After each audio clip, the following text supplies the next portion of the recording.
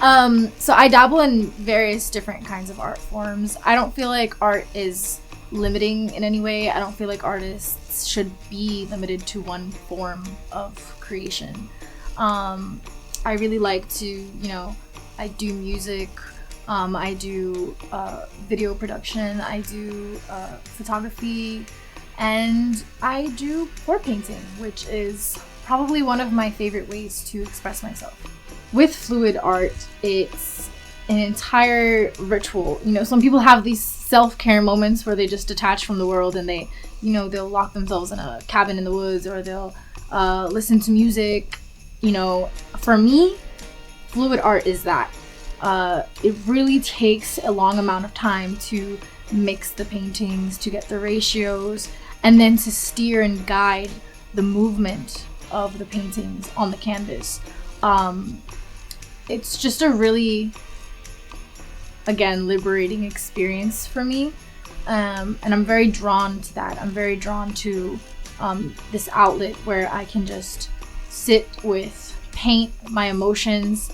It almost is like channeling your inner child, allowing yourself to be unconstrained and not impacted by coloring in the lines or by pre-sketching.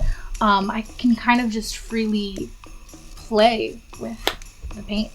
It's driving you. You have a complicated relationship with the paint because the paint has its own drive. It has its own voice in the process. And sometimes I'm following the paint. Sometimes the paint is being manipulated by me and it's following me. So those roles are kind of interchangeable. Whereas in portraiture or landscape, you have to kind of stick to a plan. Again, like you have to constrain yourself a little bit more.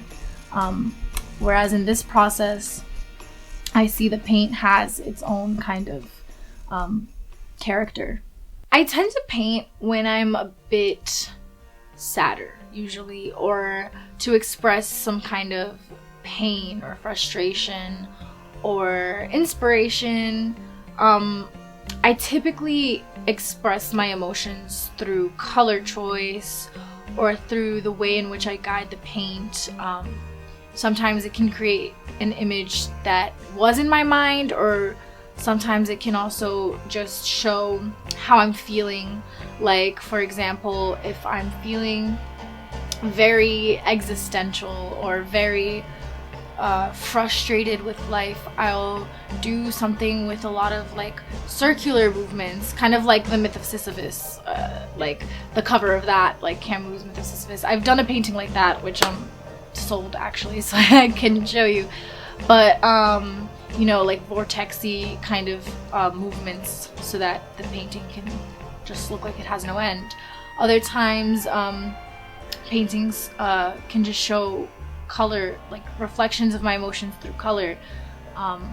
Sometimes things inspire me, like I was really inspired by my Mars in Scorpio, so I chose very red colors and very deep, kind of darker colors to make this image that I think is inspired by Mars, the planet.